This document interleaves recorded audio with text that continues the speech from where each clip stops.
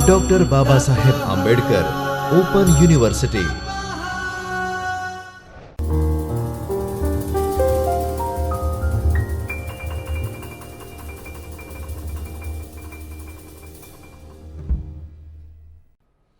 नमस्कार, मैं doctor Manish Dubey, assistant professor school of education, doctor Baba Sahab Ambedkar open university में आप सबका हार्दिक स्वागत है।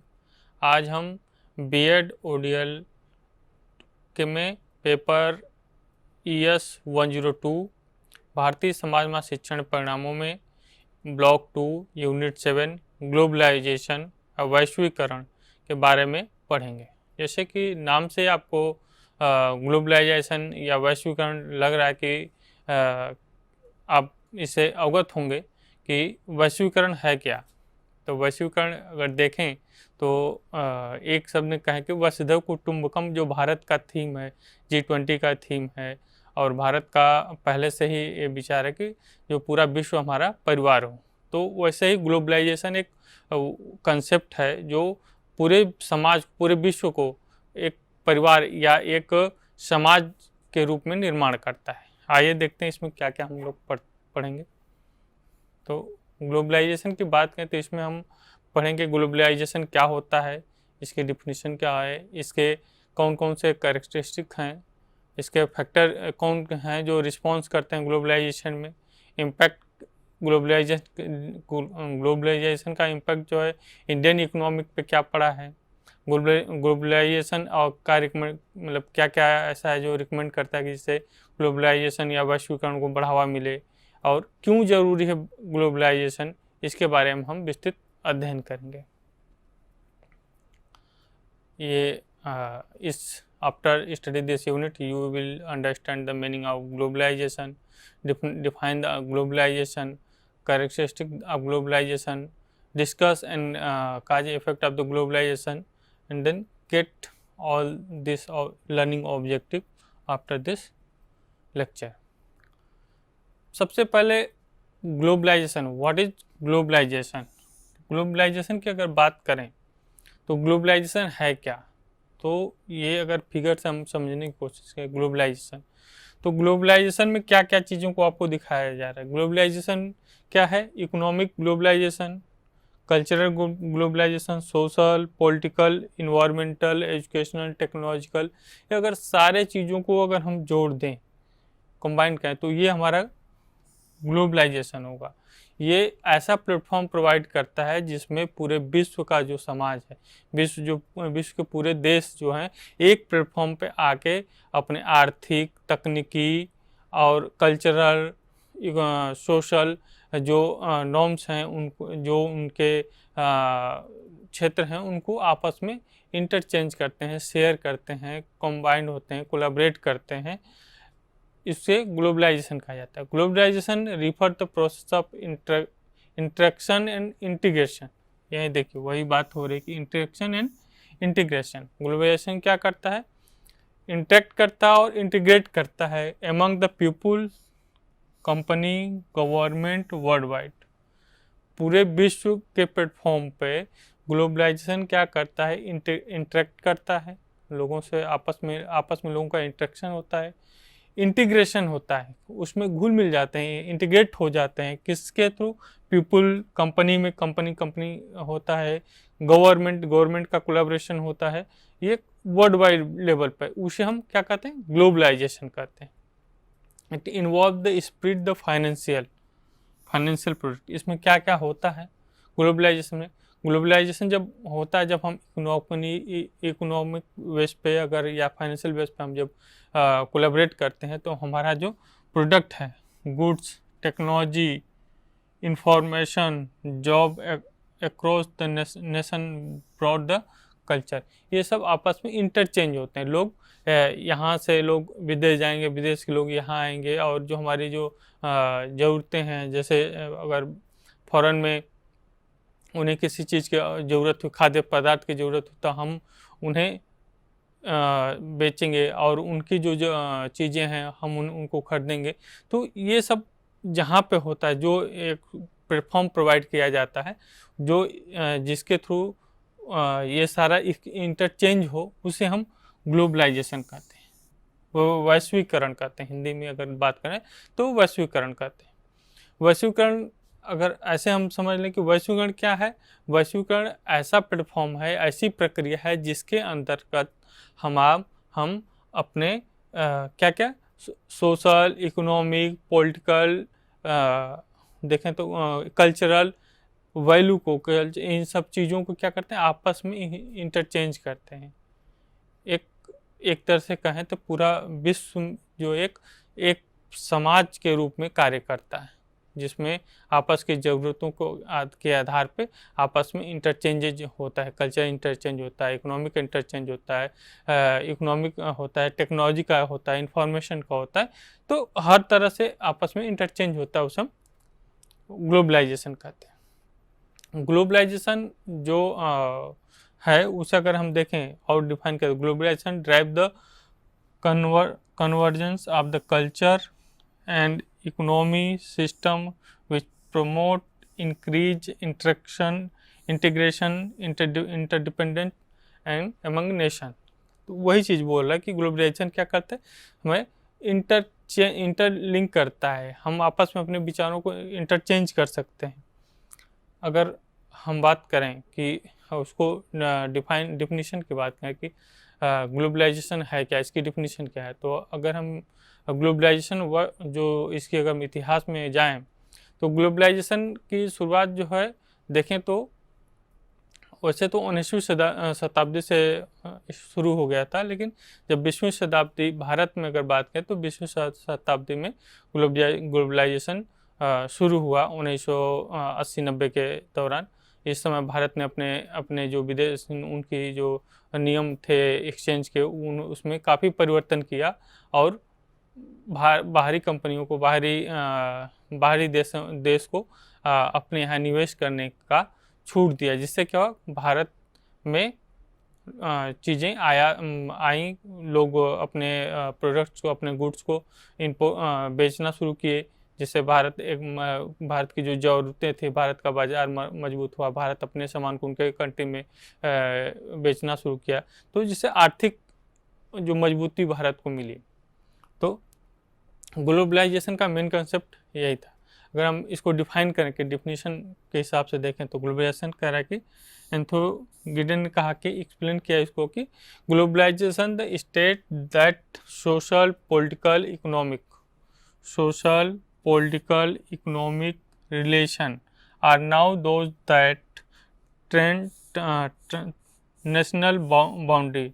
कह रहा है कि ये जो ग्लोबलाइजेशन क्या है, ये ग्लोबलाइजेशन पॉलिटिकल इकोनॉमिक रिलेशन को क्या करता है, एक जो नेशनल बाउंड्री है उसके बियॉन्ड जाके आपस में इंटरचेंज करता है। दूसरा कह रहा है कि the process of globalisation explain the term of the changing economic system. Globalisation specially economic system पे फोकस करता है, इसलिए ये कह रहा है कि क्या किस पे डिपेंड करता है, इकोनॉमिक चेंज पे, जो सिस्टम पे।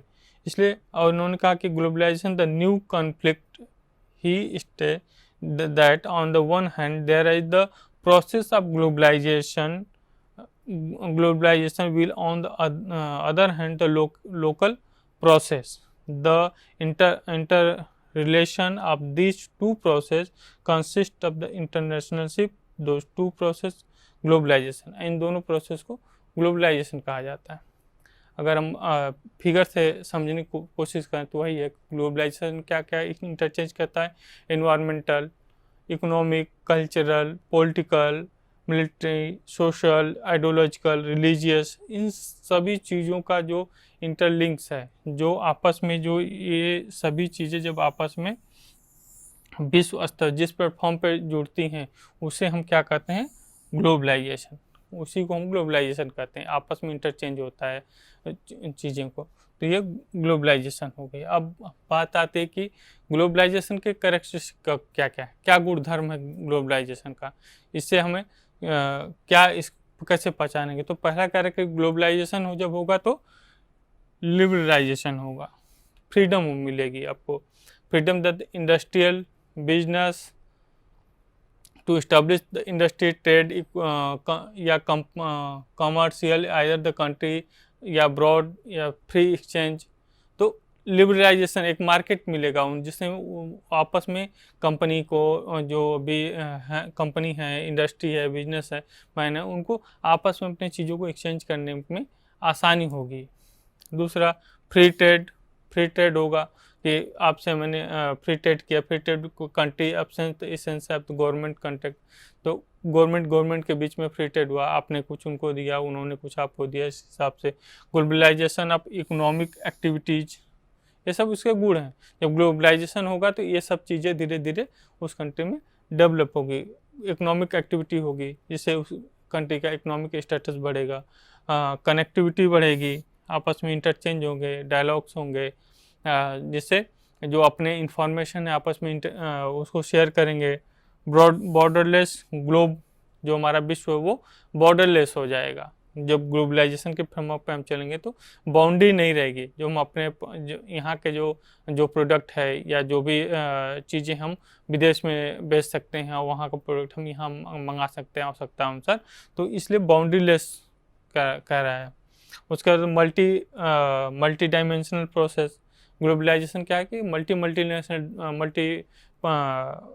डायमेंशनल प्रोसेस है, जिससे क्या होता है कि involve the spread the product को फैलाने में। जैसे भारत का जो भी प्रोडक्ट है, जैसे मान लीजिए कि भारत अमेरिका से सेव और क्या काजू और अखरोट मंगा रहा था, तो उस पर कुछ समय पहले एक कन्फ्लिक्ट हुआ था कि अमेरिका ने भारत के स्टील पे बैन लगा दिया, या बैन नहीं लगाया, उन्होंने टैक्स बढ़ा दिया।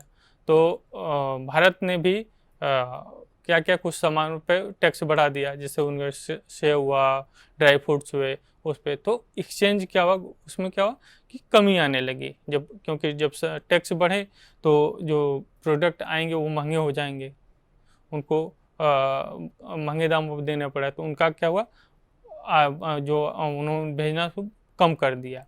तो जिससे क्या हो कि भारत में उससे फ़ायदा क्या हुआ, जो भारत के जो प्रोडक्ट हैं, भारत का जो सेब है कश्मीर से, हिमाचल से, वो उसकी खपत ज़्यादा होने लगी, या उसके जो हम मंगाते थे बाहर से, उसका हम किसी और कंट्री से कोलैबोरेट करके हम उसे मंगाने लगे, जिससे दूसरे कंट्री का सेव हमारे कंट्री वाला जो अमेरिका का सेव था वो रुक गया, या ड्राई फ्रूट्स रुक गए। तो बाद में फिर इस चीज़ें क्या हुई, जो बढ़ाए गए थे टैक्स उसको हटा दिया गया, तो फिर धीरे धीरे क्या हो, ट्रेड नॉर्मल हो गया। तो ग्लोबलाइजेशन एक प्लेटफॉर्म प्रोवाइड करता है, इसलिए कह रहा है कि एक तरीका है जो अपने हम सामान को, अपने गुड्स को बेचने का, विश्व स्तर पे बेचने का, एक विश्व स्तर पे जो समाज हमारा है, और जो हमारी वसुधैव कुटुंबकम की कल्पना है, उसी कल्पना के आधार पे ये ग्लोबलाइजेशन देखा जाए तो हम भारत में बहुत पहले से ही वसुधैव कुटुंबकम की कल्पना है, तो विश्व हमारा एक परिवार है। तो उसी तरह अगर देखा तो जो ग्लोबलाइजेशन का कॉन्सेप्ट भी वही है कि विश्व एक प्लेटफॉर्म पे आ रहा है, एक समाज बन रहा है, तो विश्व एक परिवार के रूप में परिवर्तित हो रहा है, जिससे आपस में जिसको जो जरूरतें हैं, जिसकी जो आवश्यकताएं, वो इंटरचेंज कर रहा है। अब हम ग्लोबलाइजेशन और एजुकेशन की बात करें कि ग्लोबलाइजेशन और एजुकेशन क्या क्या फ़ायदे हो सकते हैं ग्लोबलाइजेशन का हमें है, तो कहेंगे कि access of information and knowledge. Globalisation है और एजुकेशन का है, तो हम जो इंफॉर्मेशन है, जो नॉलेज हम विश्व स्तर पे उसे प्राप्त कर सकते हैं आसानी से, टेक्नोलॉजी एक्सचेंज कर सकते हैं, educational resource, books, library, information, wide spread information हम इंटरचेंज कर सकते हैं, अपना रिसर्च इंटरचेंज कर सकते हैं। फिर उसके बाद जो डाइवर्स लर्निंग ऑप्टिमस, तो अपॉर्चुनिटीज, तो जो अलग अलग ग्लोबलाइजेशन एंड एजुकेशन कंबाइंड होगा, तो जो डाइवर्स अलग अलग तरीके हैं लर्निंग के, वो आप क्या होंगे, इंटरचेंज होंगे, अपॉर्चुनिटी प्राप्त होगी। ग्लोबलाइजेशन है तो open the opportunity for student engage with diverse prospective, cultural, educational system, international exchange programme, online courses. तो ये सब क्या है, collaboration between the institution and enable student. तो ये सब डाइवर्स लर्निंग अपॉर्चुनिटी प्राप्त होगी जब ग्लोबलाइजेशन बढ़ेगा। जैसे ग्लोबलाइजेशन के कारण ही जो बाहर के यूनिवर्सिटियां हैं वो अब इंडिया में अपने अपने इंस्टीट्यूट डेवलप कर रहे हैं। यहाँ के जो यूनिवर्सिटी उनसे कोलैबोरेशन करके faculty exchange programme, student exchange programme वो चला रही है। तो ये ग्लोबलाइजेशन का देन है, जिससे क्या होता है कि यहाँ के जो फैकल्टी जाएगी या जो स्टूडेंट जाएंगे वहाँ के कल्चर को, वहाँ के संस्कृति को, वहाँ के इन्फॉर्मेशन, वहाँ के नॉलेज को गेन करेंगे। और जो वहाँ के स्टूडेंट आएंगे वो भारत के कल्चर को, भारत की संस्कृति को, भारत के जो नॉलेज सिस्टम है उसको सीखेंगे और जानेंगे। तो इससे क्या होगा, कल्चर एक्सचेंज हुआ, पॉलिटिकल एक्सचेंज हुआ, कल्चर हुआ, नॉलेज का एक्सचेंज हुआ। तो बहुत सारी चीज़ें आपस में इंटरलिंक होंगी। तो जब ग्लोबलाइजेशन आप एजुकेशन की बात करेंगे तो ब्रॉडर कंसेप्ट हमें प्लेटफॉर्म प्राप्त करता है। फिर कल्चर एक्सचेंज एंड अंडरस्टैंडिंग, वही बात हुई जो कल्चर हमने बात की कि जब वहाँ के टीचर स्टूडेंट जब कोलैबोरेट करेंगे तो यहाँ का जो कल्चर, हमारा कल्चर जो है वो सीखेगा और उनके कल्चर को हम अडॉप्ट करेंगे। जब वहाँ जाएंगे तो सीखेंगे, जानेंगे, तो कल्चर एक्सचेंज होगा। हमारे जो उनके कल्चर में क्या हो रहा है, कैसे हो रहा है, तो उन चीज़ों को हम जानेंगे, सीखेंगे। तो हमें एक प्लेटफॉर्म प्रोवाइड कर रहा है कल्चर एक्सचेंज का। क्रॉस कल्चर अंडरस्टैंडिंग बढ़ेगी, उससे क्या होगा, बच्चों में क्रॉस कल्चर अंडरस्टैंडिंग बढ़ जाएगी। उनकी समझ में आएगा बच्चों को कि नहीं, क्रॉस कल्चर में कैसे परिवर्तन होता है, हमारे कल्चर उनके कल्चर में क्या परिवर्तन है, क्या सिमिलरिटी है, इन चीज़ों को सीखेंगे, अच्छी चीज़ों को जानेंगे। Language learning and multi language हो जाएगा। लैंग्वेज अंडरस्टैंडिंग बढ़ेगी, जब हम जाएंगे तो वहाँ की लैंग्वेज को सीखने की कोशिश करेंगे, वो हमारे लैंग्वेज को सीखने की कोशिश करेंगे। तो हमें एक अलग अलग तरह से जब हम लैंग्वेज वहाँ के सीखने की कोशिश करेंगे तो वहाँ के जो नॉलेज है, बुक है, उस लैंग्वेज को पढ़ने की कोशिश करेंगे तो वहाँ के नॉलेज को हम गेन करेंगे, वो हमारे लैंग्वेज को सीखने की कोशिश करेंगे।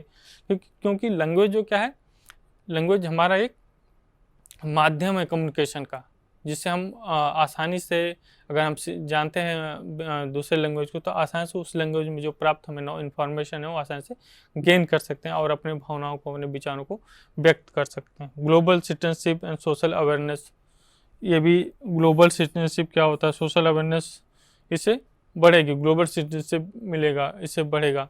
तो ग्लोबलाइजेशन एजुकेशन का फिगर में हम समझने की कोशिश करें तो क्या कर रहा है, क्रॉस बॉर्डर एजुकेशन। जो एजुकेशन है क्या, वो बॉर्डर क्रॉस करेगा, दूसरे कंट्री से एक्सचेंज होगा, यूनिवर्सिटी।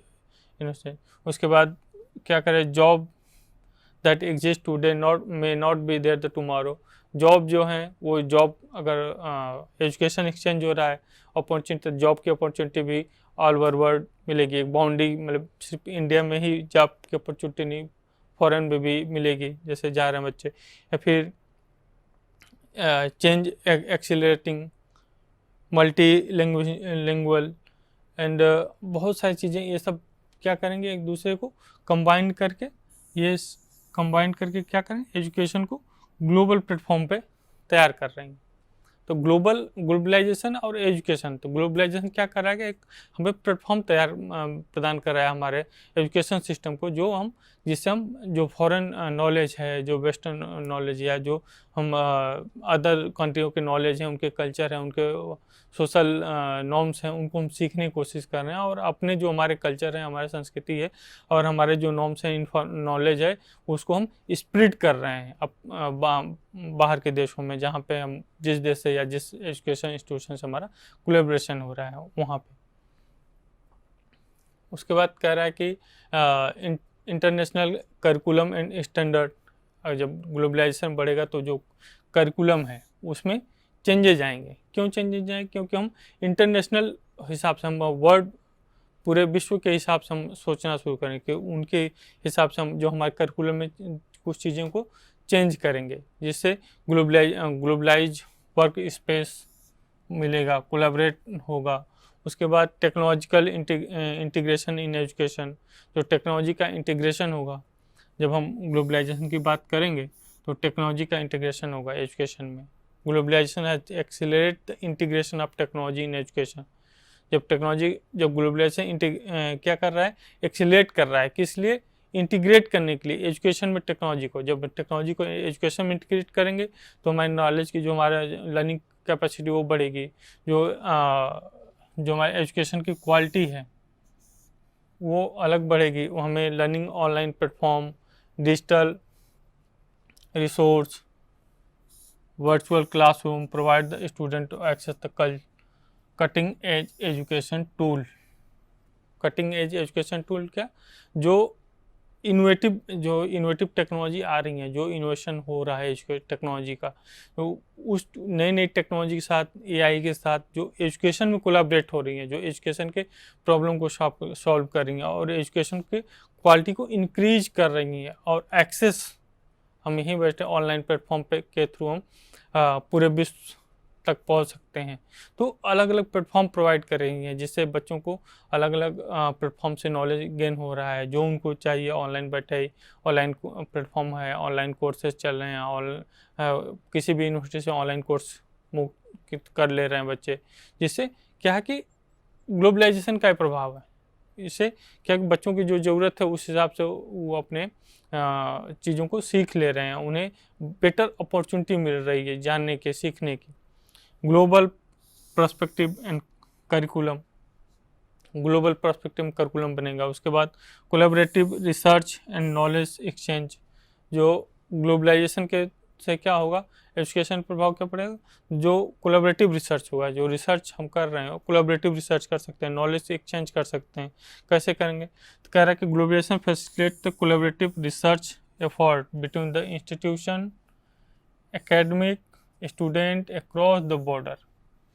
कह रहा है कि जब हम कोलैबोरेटिव रिसर्च नॉलेज की एक्सचेंज की बात करेंगे तो उसमें क्या करेगा, इंस्टीट्यूशन, एकेडमिक, स्टूडेंट, इन तीनों के बीच जो कोलैबोरेशन होगा या ब्रॉड, वो क्या करें, अक्रॉस द बॉर्डर होगा। वो बॉर्डर उसमें कोई नहीं होगा, क्योंकि वो हम दूसरे यूनिवर्सिटी से, फॉरेन यूनिवर्सिटी से हम कोलैबोरेट कर रहे हैं, तो जो अपने रिसर्च हैं वो इंस्टीट्यूशन से कोलैबोरेट करेगा। एकेडमिक एक्सचेंज जो है, एकेडमिक जो टीचर हैं वहाँ से कोलैबोरेट करेगा, और स्टूडेंट करेगा। उससे क्या होगा, जो हमारे रिसर्च के आउटपुट है, जो रिसर्च का आउटपुट है वो बेटर होगा, बेस्ट रिसर्च करने का चांस मिलेगा, जिससे जो भी हमारे जो प्रॉब्लम है, जो रिसर्च हम न्यू इनोवेशन कर रहे हैं, वो और अच्छे से हम कर सकते हैं कोलैबोरेशन तरीके से। जब कोलैबोरेट होंगे तो जो चीज़ें हमारे पास नहीं उनके पास है, तो उनसे हम ले सकते हैं, जो उनके पास नहीं हम एक्सचेंज करके दे सकते हैं। तो कोलैबोरेटिव फॉर्म में जब रिसर्च करेंगे तो रिजल्ट जो आउटपुट होगा वो बेटर होगा। स्किल,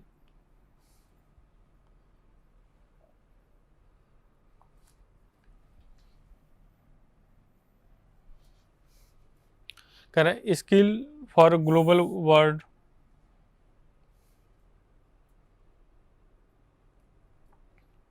फिर preparation of the global challenge, promote the life long learning को भी प्रमोट करेगा। उसके बाद अगर हम देखें तो factor responsible for the globalisation, कौन कौन से फैक्टर जो रिस्पॉन्सिबल है ग्लोबलाइजेशन के लिए, तो कह रहा है कि एडवांस इन टेक्नोलॉजी, जब हम टेक्नोलॉजी में एडवांस होंगे तो ग्लोबलाइजेशन को बढ़ावा देता है। कैसे देता है, technology innovation, particularly communication and transportation of the significantly reduce the barrier of international trade and communication. कह रहे कि जैसे internet, mobile technology and effectively transportation system have facilitate the global connectivity. कैसे एडवांस टेक्नोलॉजी, कैसे globalisation को बढ़ावा देंगे, जब टेक्नोलॉजी का हम इनोवेशन, पर्टिकुलर इनोवेशन का इस्तेमाल करेंगे in communication and other transportation, तो क्या होगा कि जो टेक्नोलॉजी है, जो हमारा जो बाउंड्री को क्या करता है, वो डिजॉल्व कर देता है, जो बाउंड्री को बाउंड्रीलेस बना देता है। तो टेक्नोलॉजी के माध्यम से जो ऑनलाइन प्लेटफॉर्म प्राप्त होता है, हम आसानी से विश्व के साथ कनेक्ट हो सकते हैं। इसलिए फिर कर रहा है लिबरलाइजेशन ऑफ ट्रेड पॉलिसी, जो कंट्री, जो हमारा देश है, जो गवर्नमेंट हमारी होगी, ऐसी पॉलिसी, ट्रेड पॉलिसी बनाए जिससे लिबरल हो, जो बाहर की जो कंपनियां हैं उनको आने में, जो इंस्टीट्यूशन है उनको आने में उनको आसानी हो, पॉलिसी ऐसी बने जिससे ये क्या ग्लोबलाइजेशन को बढ़ावा देंगे। उसके बाद कह रहा है कि D regulation and market reform, जो डीरेगुलेशन, जो रेगुलेशन है पुराने हैं उनको मार्केट खुले ओपन मार्केट के हिसाब से बनाए, उनको वो कर डीरेगुलेट कर दें, मार्केट रिफॉर्म कर दें, मार्केट को रिफॉर्म करें, जिससे इकोनॉमिक रिफॉर्म हो, इंक्लूड द डीरेगुलेशन, प्राइवेटाइजेशन बढ़ेगी। We have create more open in competitive market, जो मार्केट की बात कर रहा है। फिर राइट द मल्टीनेशनल कॉरपोरेशन, इसके एमएनसी की बात कर रहा है कि उसको बढ़ावा मिले। ग्लोबल फाइनेंशियल इंटीग्रेशन, तो ग्लोबल जो फाइनेंशियल बैंक हैं उनको बढ़ावा मिले, जो आके मार्केट में एक्सचेंज करें और फंडिंग हो, जिससे अलग अलग आए, बिजनेस आए उत्पन्न हो। फिर पॉलिटिकल विल एंड एग्रीमेंट, ये सब चीज़ें क्या कर रही हैं, ग्लोबलाइजेशन को बढ़ावा देने में मदद कर रही है। ये ऐसे फैक्टर जो ग्लोबलाइजेशन को बढ़ा रहे हैं। Information communication revolution, transportation infrastructure, तो एक तरह से देखें education exchange, mobility, demographical change and migration, culture exchange and media influence, तो सारी चीज़ें क्या करेंगी हैं कि ग्लोबलाइजेशन को कहीं न कहीं बढ़ावा दे रहे हैं, जिससे ग्लोबलाइजेशन को आने में, इंडिया में इंक्लूड होने में आसानी हो रही है। ग्लोबलाइजेशन ग्लोबल प्लेटफॉर्म प्रोवाइड करने में ये सारी चीज़ें क्या कर रही हैं, आपको इंटरलिंक कर रही हैं, ऐसा प्लेटफॉर्म प्रोवाइड कर रहे हैं जिससे फिगर में दिया है कि आपस में एक दूसरे से हम कहीं भी हो जुड़ जाएं। तो इसलिए ये फैक्टर हैं जो ग्लोबलाइजेशन को अपनी तरफ आकर्षित करते हैं। उसका इम्पैक्ट क्या पड़ेगा, impact of globalisation Indian economics, Indian economy में इम्प्लीमेंटेशन में ग्लोबलाइजेशन का क्या इम्पैक्ट पड़ेगा, ये हम देखें तो इसमें हम दो चीज़ों पे फोकस करेंगे, क्योंकि जब इम्पैक्ट पड़ेगा तो या तो पॉजिटिव और निगेटिव दोनों चीज़ें होंगे। तो पॉजिटिव इम्पैक्ट और निगेटिव इम्पैक्ट। तो पॉजिटिव इम्पैक्ट की बात करके क्या कर रहा है कि increase the foreign investment and transfer the technology, create the new job, transfer the technology, create new job, reduction unemployment.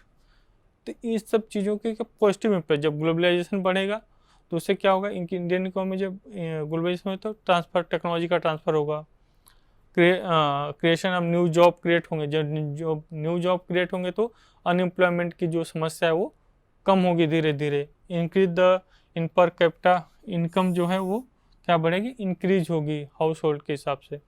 उसके बाद technological advancement, extension of internet facility बढ़ेगी। फिर जीडीपी हमारा जो है वो इंक्रीज होगा ग्लोबलाइजेशन से। Indian company gain the from the success of collaboration with the foreign company, जो हमारी इंडियन कंपनियाँ और फॉरेन कंपनीज क्या करेंगी, कोलैबोरेट करेंगी आपस में। टेक्नोलॉजी का एमसी जो है उसका जो कंट्रीब्यूशन है वो बढ़ेगा, ट्रेड बढ़ेगा। उसके बाद निगेटिव इम्पैक्ट क्या क्या होगा, निगेटिव इम्पैक्ट कह रहा है कि trade deficit which hurt under the development of the developing economic and wide income gap. जो डेवलपिंग कंट्री हैं और जो डेवलप है उनके बीच जो इनकम गैप है वो उसको इंक्रीज कर सकता है। उसके बाद कह रहे potential for the new form of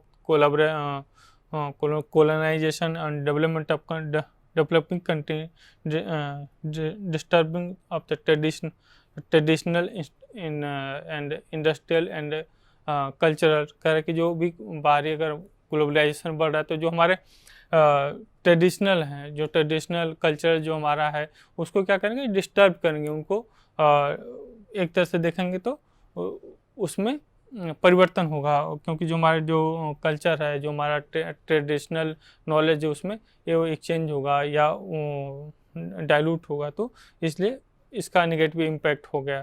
फिर development for foreign market, increase the competent which can lead to job lose and wage stagnation करके बहुत सारे ऐसे भी हो सकता है कि जॉब जा सकती हो, लूज हो। तो कहीं ना कहीं पॉजिटिव और निगेटिव दोनों इम्पैक्ट ग्लोबलाइजेशन का हमारे ऊपर पड़ेगा।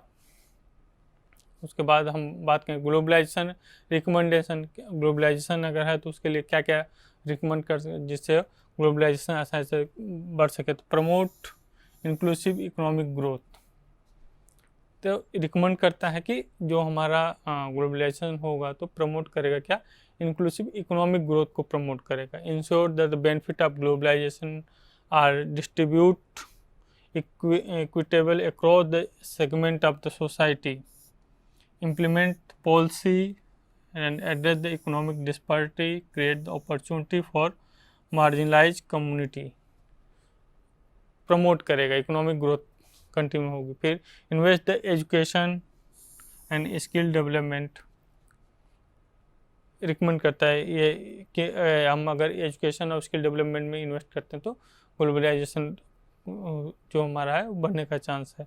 फिर support the small and medium enterprises, जो स्मॉल और मीडियम इंटरप्राइजेज हैं जो कम छोटे लेवल पे शुरू हो रही हैं, वो एसएमई को हम बढ़ावा दें तो और तेज़ी से हमारा जो इकोनॉमिक लेवल है वो बढ़ेगा और benefit from the globalisation through the expanded market access, जिससे क्या होगा, ग्लोबलाइजेशन के थ्रू उनको एक बड़ा मार्केट मिलेगा, एक विश्व स्तर पे एक मार्केट मिलेगा जिससे आसानी से ग्रोथ कर सकती हैं। Strength social safety and net, social safety को नेट कर रहा है। तो एक तरह से देखें तो banking industry globalisation, automobile technology globalisation, economic, social, environmental, regional, political, global, तो ऑल लेवल पे जब आपस में इंटरचेंज होंगे, ग्लोबलाइजेशन एक प्लेटफॉर्म प्रोवाइड करे जिससे सारी चीज़ें आपस में इंटरचेंज होंगी और एक समाज के रूप में हम व्यवस्थित होंगे, जो ज़रूरतें हैं आपस में इंटरचेंज करके इंफॉर्मेशन को आसानी से प्राप्त कर सकते हैं। ये ग्लोबलाइजेशन का रिकमेंडेशन। उसके बाद कह रहा है कि फॉस्टर इनोवेशन हो गया, इनहेंस द इंफ्रास्ट्रक्चर डेवलपमेंट, ऐसा इंफ्रास्ट्रक्चर बनाए जो मतलब डेवलपमेंट को बढ़ावा दे।